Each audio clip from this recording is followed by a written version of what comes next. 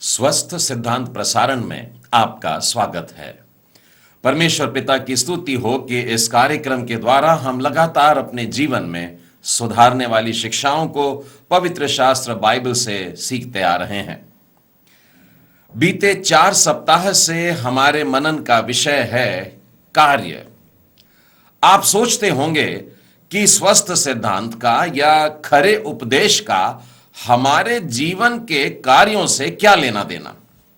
प्रियो, हम उपदेशों को उपदेश सुनने के लिए नहीं सुना करते हैं। मेरा मतलब है कि केवल ज्ञान बढ़ाने के लिए हम लोग उपदेश नहीं सुनते हैं। इन बातों को सुनकर के, इन बाइबल आधारित संदेशों को सुनने के बाद हमारे जीवन में कुछ खलबली मचना चाहिए, कुछ परिवर्तन आना चाहिए, हमारे कार्यों में सुधार आना चाहिए, हमारे जीवन में एक ज्योति जलना चाहिए। और यदि ऐसा नहीं होता है तो यह कार्य सही नहीं हो रहा है। तीतुस जो कि पौलुस से सीख रहे थे, पौलुस उनको चेतावनी देते हैं। मैं आपको तीतुस के नाम पौलुस प्रेरित की पत्री में ले चलता हूं, उसके 2 अध्याय में और उसके 9वें और 10वें वचन में। देखिए क्या लिखा है। वे दासों को, सेवकों को समझा रहे हैं। और आप जानते हैं कि जो सेवक होते हैं अपने अपने स्वामियों से अलग अलग प्रकार से आदेशों को सुनते हैं और उन्हें उन बातों का पालन करना पड़ता है। तो अब वो तीतुस को यह समझा रहे हैं कि किस रीति से सेवकों से तुमको सलाह देनी है। दासों को समझा कि अपने अपने स्वामी के अधीन रहें और सब बातों में उन्हें प्रसन्न रखें और उलट कर जवाब न दें। 10वें वचन में लिखा है, चोरी चालाकी न करें, पर सब प्रकार के पूरे विश्वासी निकलें कि वे सब बातों में हमारे उद्धारकर्ता परमेश्वर के उपदेश की शोभा बढ़ाएं। मैं समझता हूं प्रियो, ये वचन हम सब के लिए हैं, क्योंकि हम सब अपने आप को परमेश्वर की सेवा के लिए समर्पित करते हैं। और जब हम परमेश्वर की सुनते हैं, उसकी बातों को सुनते हैं, अपने स्वामी की सुनते हैं और साथ साथ इस संसार में रहते हुए भी अपने सांसारिक स्वामियों के अधीन रहते हैं, उनसे उल्टा जवाब नहीं देते हैं और बड़ी ईमानदारी से अपना काम करते हैं, तो बाइबल कह रही है कि वास्तव में हम परमेश्वर को आदर दे रहे हैं, उसकी बातों का आदर कर रहे हैं, यहां तक कि परमेश्वर के उपदेशों की शोभा बढ़ाते हैं। हमारा इस तरीके से कार्य करना परमेश्वर को बहुत भाता है। इस अध्ययन माला में हम अपने जीवन से उन गलत बातों को निकाल करके दूर कर रहे हैं जिनके द्वारा हम अपने जीवन में अच्छे काम नहीं कर पा रहे हैं। जो रुकावट के बातें हैं हमारे जीवन में, उनको हम अलग कर रहे हैं। इन दिनों में हम मनन कर रहे हैं कार्य कैसे न करें, हाउ नॉट टू वर्क। और अब तक हमने इस विषय को लेकर के 4 पाठ सीख चुके हैं। Lesson number 1 was do not over differentiate between the secular and the sacred. पहला पाठ जो हमने सीखा था वो था कि लौकिक और आत्मिक कार्यों के बीच में अधिक अंतर न करें। Lesson number 2, do not be satisfied with average performance. दूसरा पाठ था औसत प्रदर्शन से संतुष्ट न रहें। Lesson number 3, do not down play the importance of planning. तीसरा पाठ जो हमने सीखा था वो था नियोजन के महत्व को कम न समझें। Last week we had seen the 4th lesson. पिछले सप्ताह हम लोगों ने 4था पाठ सीखा था और वो था डू नॉट वेस्ट टाइम, समय बर्बाद न करें। Today we are going to see the 5th lesson. आज हम लोग 5वां पाठ सीखने वाले हैं, and that is do not substitute divine favour for hard work. कड़ी मेहनत के बदले ईश्वरीय अनुग्रह को विकल्प न समझें। मैं इसे फिर दोहराता हूं, हाउ नॉट टू वर्क, कार्य कैसे न करें। Do not substitute divine favour for hard work. कड़ी मेहनत के बदले ईश्वरीय अनुग्रह को विकल्प न समझें। प्रियो, हम लोग अपने जीवन में आज जो कुछ भी हैं, इस बात में कोई शक नहीं कि यह परमेश्वर का हम पर अनुग्रह है। यहां तक कि हम जो भी कुछ कार्य करते हैं वो परमेश्वर से प्राप्त हुई सामर्थ्य के द्वारा करते हैं। परंतु इसका यह अर्थ नहीं निकलता है कि हम बैठे रहें। यह अर्थ नहीं है कि हम मेहनत ना करें। परमेश्वर ने हम में से प्रत्येक को वरदान दिए हैं, कौशल दिया है, प्रवीणता दी है। और इसके लिए मैं आपको मत्ती रचित सुसमाचार के 25वें अध्याय में लेकर के चलना चाहता हूं, जहां पर तोड़ों वाला दृष्टांत है। जी हां, यहां पर आप देखेंगे कि एक स्वामी ने अपने 3 सेवकों को बुला करके उन्हें कुछ दिया। प्रभु यीशु यहां पर जो दृष्टांत बता रहे हैं वो परमेश्वर के राज्य की गहरी बातों को स्पष्ट करने के लिए बता रहे हैं। एक स्वामी ने परदेश जाते समय अपने दासों को बुलाकर अपनी संपत्ति उनको सौंप दी। उसने एक को 5 तोड़े, दूसरे को 2 और तीसरे को 1 करके दे दिया। हर एक सेवक के हाथ में कुछ न कुछ दिया है। कोई भी सेवक यह नहीं कह सकता कि मैं खाली हाथ हूं। प्रियो, परमेश्वर ने हर एक को कुछ न कुछ वरदान दिया है। हर एक के अंदर कुछ न कुछ प्रवीणता है ही है। अब आप देखिए कि जिस व्यक्ति को 5 तोड़े मिले थे, बाइबल बताती है उसने 5 और कमा लिए, उसके पास 10 हो गया। जिसको उसके स्वामी ने 2 तोड़े दिए थे, उसने 2 और कमा लिए, उसके पास में 4 तोड़े हो गए। लेकिन दृष्टांत में यह लिखा है जिसको 1 तोड़ा मिला था उसने मेहनत नहीं किया, वरन उस तोड़े को लेकर के जाकर, उन पैसों को ले जाकर के जमीन में गाड़ करके रख दिया, छुपा दिया। अब मुझे बताइए कि क्या इस व्यक्ति के अंदर योग्यता नहीं थी? बिल्कुल थी। मेरे साथ में फिर एक बार मत्ती के 25वें अध्याय को देखिए और उसके 15वें वचन में लिखा है कि उस स्वामी ने जब तोड़े बांटे तो एक को 5 दिया, एक को 2 दिया और तीसरे को 1 दिया, अर्थात हर एक को उसकी सामर्थ्य के अनुसार दिया। जो कुछ भी योग्यता वे रखते थे उसके अनुसार उनके स्वामी ने उनको वो बांट दिया। अब मैं इस दृष्टांत के आखिरी भाग में ले जाकर के यह बताना चाहता हूं कि यह बात कितनी गंभीर है, इसलिए क्योंकि यह परमेश्वर के राज्य के रहस्य को प्रकट कर रही है। जब स्वामी लेखा लेने के लिए आया तो उसने 5 वाले को और 2 वाले को सम्मानित किया, परंतु जब यह तीसरा व्यक्ति आया जिसने कुछ न कमाया था क्योंकि उसने मेहनत नहीं किया था, उसके स्वामी ने उससे कहा, हे दुष्ट और आलसी दास। और उसके बाद में हम पढ़ते हैं कि उसको निकम्मा दास कहा है और उसको दंड के लिए आज्ञा दे दिया। प्रियो, एकदम स्पष्ट है कि परमेश्वर ने अनुग्रह किया, परमेश्वर ने वरदान दिया, लेकिन यह व्यक्ति हाथ पे हाथ रख करके बैठ गया। और इसीलिए आज का पाठ हमें सिखा रहा है कि कड़ी मेहनत के बदले ईश्वरीय अनुग्रह को विकल्प न समझें। यदि हम मेहनत नहीं करते हैं तो परमेश्वर इस बात को बड़ी गंभीरता से लेता है। हमारी जो बुद्धिमानी है और हमारी जो मेहनत है, इसमें जो अंतर है उसमें हमारी बातें एकदम स्पष्ट होनी चाहिए।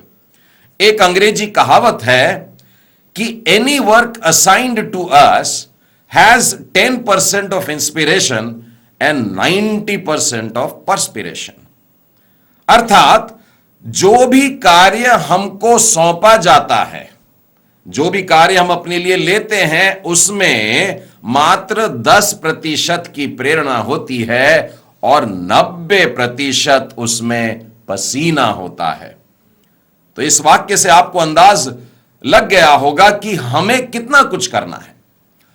फिर भी एक बड़ी हास्यास्पद बात देखने में आती है, वे लोग जो मेहनत करना नहीं चाहते और अपने जीवन में निष्फल रह जाते हैं, वे अपनी इस कमी का दोष परमेश्वर पर लगाते हैं। वे परमेश्वर को पक्षपाती कहते हैं और यहां तक कि बाइबल के वचन में से बताना चाहते हैं कि भैया बाइबल में ही ऐसा लिखा है। ऐसे लोगों का कहना है कि परमेश्वर कहता है मैंने याकूब को प्रिय जाना लेकिन एसाव को तुच्छ जाना।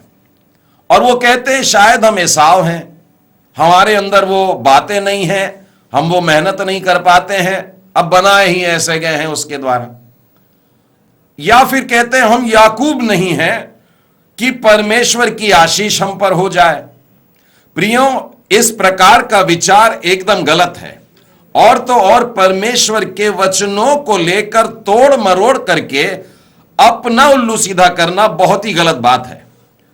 मैं बाइबल में अगर देखता हूं तो मैं याकूब को इसीलिए देखता हूं कि वो बड़ा मेहनती था। याकूब को उसकी मेहनत के लिए पहचाना गया था। आप मेरे साथ में खोलिएगा उत्पत्ति की पुस्तक और उसका 31वां अध्याय। यहां पर हम देखते हैं कि देखिए याकूब कह रहा है मेरी तो यह दशा थी कि दिन को घाम और रात को पाला मुझे खा गया और नींद मेरी आंखों से भाग जाती थी। 3 बातें लिखी हैं। चाहे दिन का समय हो तो पसीने से लथपथ हूं मैदान में, रात का समय हो तो पाले से भीग रहा हूं, और लिखा है मेरी आंखों से नींद भाग जाती है। बेहद मेहनती व्यक्ति है। और यदि आप 39वां वचन देखें तो एक और बात पता लगेगी कि यदि कोई जंगली जानवर आकर के कोई पशु को, कोई भेड़ को उठा करके ले जाए तो ये जो नुकसान होता था वो अपने ससुर लाबान के ऊपर नहीं चढ़ाता था, लेकिन उसकी हानि मैं ही उठाता था। चाहे दिन को चोरी जाता रहे, चाहे रात को, तो तू मुझी से उसको ले लेता है। अपने ससुर जी के साथ में जब वो काम कर रहा था, हम जानते हैं 14 बरस की बड़ी कड़ी मेहनत उसने वहां पर किया।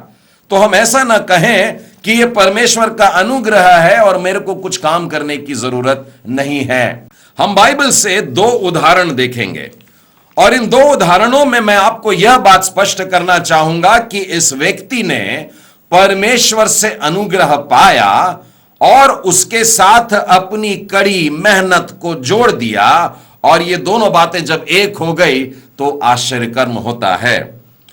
नहम्याह की पुस्तक में देखिए उसके 2 अध्याय और उसके 18वें वचन में बताता हूं। फिर मैंने उनको बतलाया कि मेरे परमेश्वर की कृपा दृष्टि मुझ पर कैसी हुई है। नहम्याह राजा के पास से निकलता है जहां पर वो प्याऊ था, अर्थक्षत्र राजा से बात किया, राजा से कुछ मदद मिली, वहां से निकला। अब यरूशलेम आता है, वहां लोगों को बता रहा है, समझा रहा है, लोगों को इकट्ठा कर रहा है एक काम के लिए। और तब यह बात वो कहता है कि परमेश्वर ने मेरी सहायता की है, परमेश्वर का अनुग्रह मुझ पर हुआ है। इस बात को सुनकर देखिए वचन में आगे क्या लिखा है। तब उन्होंने कहा आओ हम कमर बांध कर बनाने लगे। परमेश्वर का अनुग्रह हो गया है, इसीलिए अब कमर कस के काम करने की जरूरत है। कमर कसने का मतलब अब कड़ी मेहनत करने की जरूरत है। परमेश्वर ने अपना कार्य किया, अब हमें अपना कार्य करने की जरूरत है। यदि आप 4 अध्याय के 20वें वचन में देखें तो यहां पर आप पाएंगे कि लिखा है हमारा परमेश्वर हमारी ओर से लड़ेगा और हम इसी तरह से काम में लगे रहें। वो लोगों को सहायता कर रहा है। दुश्मन लोग चिढ़ा रहे हैं, सता रहे हैं, कभी कभी तलवारें लेकर के आ जाते हैं, लेकिन नहम्याह कह रहा है, उनको याद दिला रहा है परमेश्वर हमारी सहायता करेगा, परमेश्वर हमारी सुरक्षा है, परमेश्वर हमारी ढाल है। और इसीलिए लोगों ने काम करना बंद नहीं किया, उन्होंने जारी रखा। फिर एक वचन देखते हैं 6वें अध्याय के 16वें वचन में देखिए, वहां लिखा है उन्होंने जान लिया कि यह काम हमारे परमेश्वर की ओर से हुआ है, परमेश्वर उनकी मदद कर रहा है। और लिखा है इसीलिए सब लोग मिलकर के फिर काम में जुट गए। परमेश्वर सहायता कर रहा है, दुश्मनों को नीचा दिखाने में वो सहायक होता है और सारे लोग मिलकर के काम में लग जाते हैं। प्रियो, परमेश्वर का अनुग्रह जब जब हम पर होता है, हमें भी बड़ी मेहनत से, जैसे बाइबल कह रही है नहमीया की पुस्तक में, अपनी अपनी कमर कस करके काम में भिड़ जाना है। और जब काम शुरू हो जाएगा तब लोग सताएंगे, दुश्मन लोग सताएंगे, लेकिन तब भी हमको काम बंद नहीं करना है, परंतु जारी रखना है। और एक अद्भुत काम होता है कि यरूशलेम की शहरपना बिल्कुल रिकॉर्ड टाइम में बन करके तैयार हो जाती है, लोग देखते रह जाते हैं।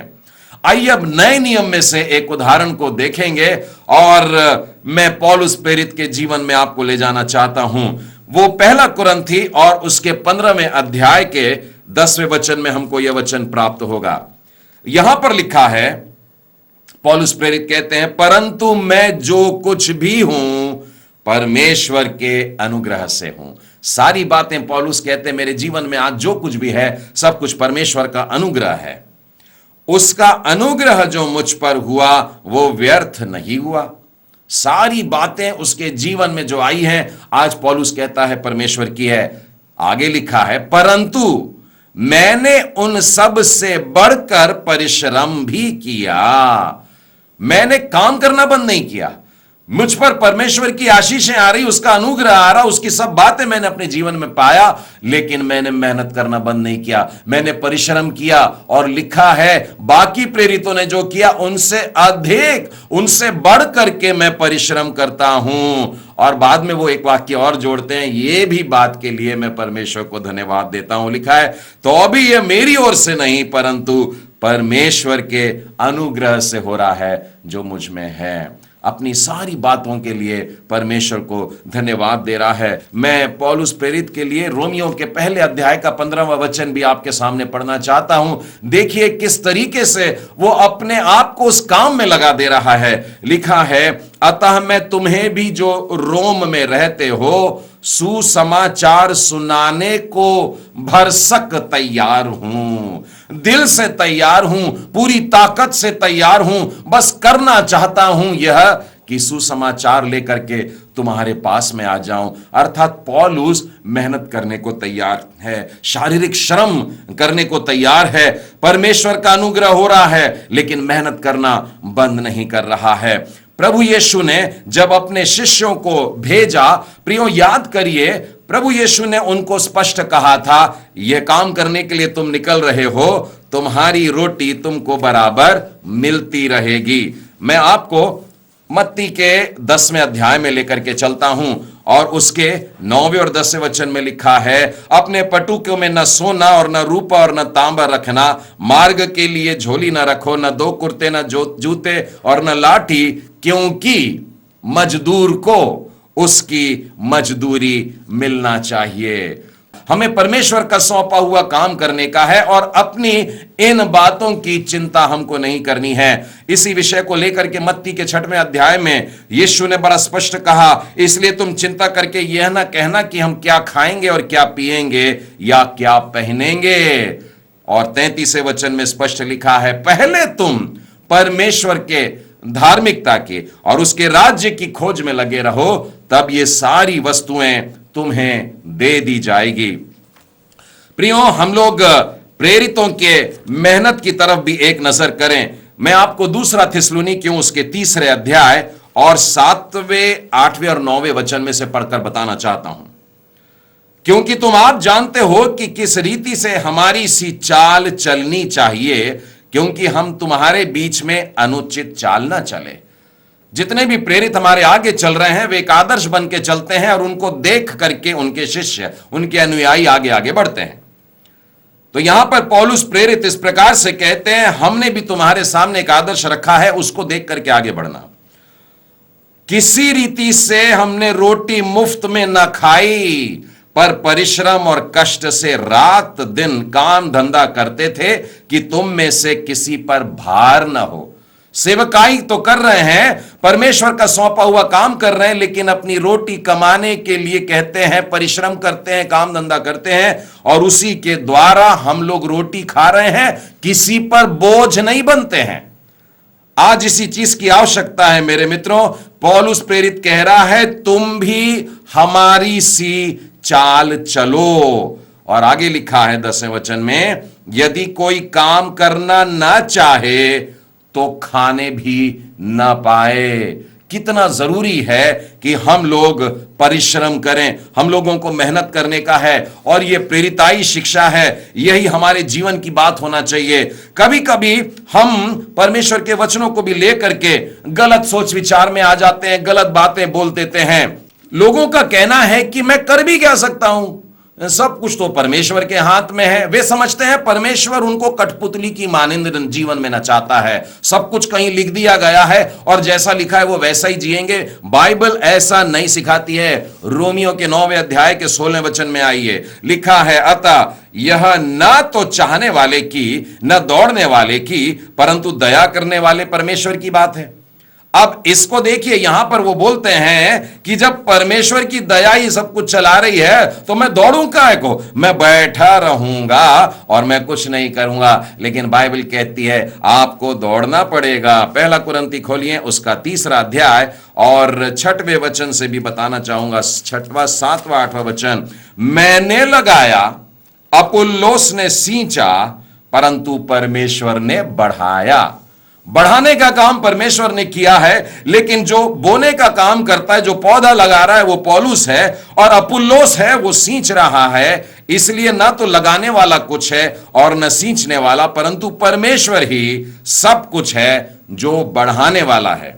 लगाने वाला और सींचने वाला दोनों एक है, परंतु हर एक व्यक्ति अपने ही परिश्रम के अनुसार अपनी मजदूरी पाएगा। हम जब परमेश्वर के सम्मुख खड़े रहेंगे तो हमारे परिश्रम को जांचा जा रहा है। 5 को 5 किया, 2 को 2 किया और 1 को ना बढ़ाया। 5 को और 2 को दुगना करने वालों को आशीषें प्राप्त हुई, लेकिन एक जिसने कुछ काम न किया, जिसने मेहनत नहीं किया, जिसने परिश्रम नहीं किया, वो दंड का भागी होता है। प्रियो, इस बात को देख करके मुझे ये बताइए कि क्या मुझे हल नहीं जोतना चाहिए, क्या मुझे बीज नहीं डालना चाहिए, क्या मैं पानी नहीं डालूं, क्या मैं खाद ना डालूं, सिर्फ यह सोच करके कि परमेश्वर बढ़ा देगा, कटनी के समय खड़े हो जाएंगे, कुछ भी प्राप्त नहीं होगा।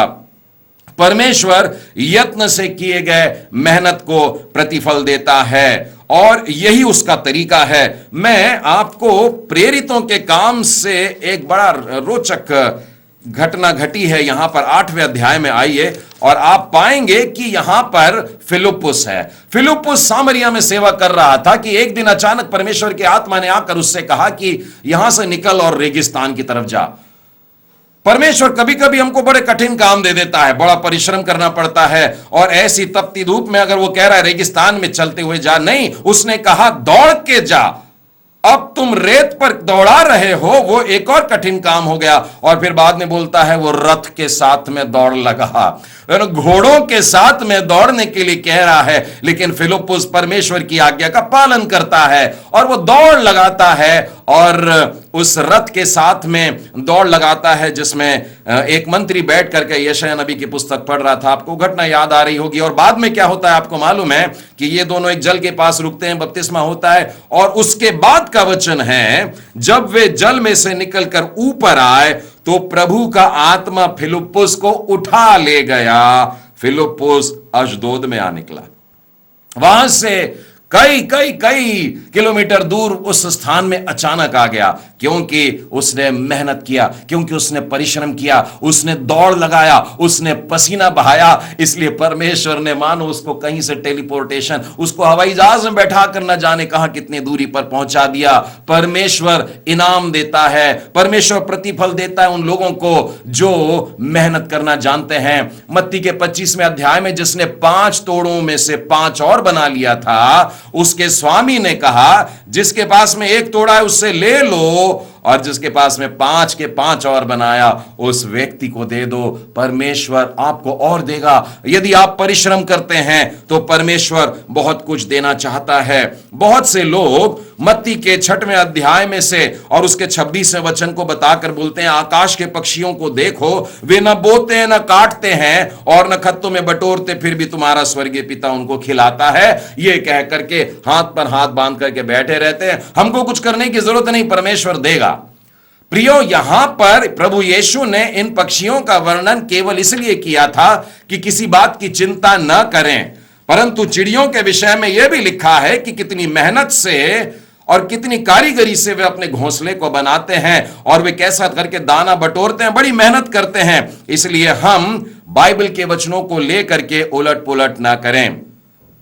एक सलाह देना चाहता हूं, प्रार्थना जब करो तो ऐसे करना जैसे कि सब कुछ परमेश्वर के हाथ में है, परंतु जब परिश्रम करो तो ऐसे करना जैसे सब कुछ आप ही पर निर्भर करता है। प्रियो, मैं उन लोगों से भी दो शब्द कहना चाहूंगा जो लोग सेवकाई में लगे हुए हैं। मेरे साथ में खोलिएगा 2 कुरिन्थी और उसका 9वां अध्याय और उसके 6वें वचन में। यहां पर बोने के विषय में कुछ बातें लिखी। 2 कुरिन्थी 9वां अध्याय और 6वें वचन में, जो थोड़ा बोता है वो थोड़ा काटेगा भी, और जो बहुत बोता है वो बहुत काटेगा। जो भी कुछ मेहनत हम लोग करते हैं, बाइबल कहती है कि उसके अनुसार ही हमको मिलने वाला है। सबोपदेशक की पुस्तक और उसके 11वें अध्याय के 5वें और 6वें वचन में देखिए क्या लिखा है। परमेश्वर का काम तू नहीं जानता जो सब कुछ करता है। भोर को अपना बीज बो, सांझ को भी अपना हाथ न रोक, क्योंकि तू नहीं जानता कि कौन सफल होगा, या दोनों के दोनों अच्छे निकलेंगे। परमेश्वर हमें यहां पर यह बात स्पष्ट कर रहा है। प्रियों, बहुत से लोग अपने जीवन के कार्यों को अधूरा छोड़ देते हैं, एक काम में लगते हैं और उसको पूरा नहीं करते और दूसरे की तरफ जाते हैं। आजकल का जो युग है यह बड़ी जल्दी का युग है, इंस्टेंट उत्तर पाने का युग है, और नहीं मिलता तो निराशा के कारण वे लोग अपने काम को छोड़ देते हैं। मैं आपको परमेश्वर के वचन में से याद दिला करके कहना चाहूंगा, परमेश्वर आप पर अनुग्रह कर रहा है, इसलिए अपनी कमर कस करके उसकी सेवा में लग जाओ। इस श्रृंखला में केवल 5 पाठ हुए हैं, 5 अभी बाकी है। पूरा होने तक मत रुकिएगा। आज ही से अपने जीवन को परमेश्वर के हाथ में सौंप दे और उससे मांगिए प्रभु से कि तेरा अनुग्रह मुझ पर स्पष्ट कर और मैं मेहनत करूंगा। हाउ नॉट टू वर्क, कार्य कैसे न करें। Do not substitute divine favour for hard work. कड़ी मेहनत के बदले ईश्वरीय अनुग्रह को विकल्प न समझें। परमेश्वर पिता आप सबों को आशीष दे।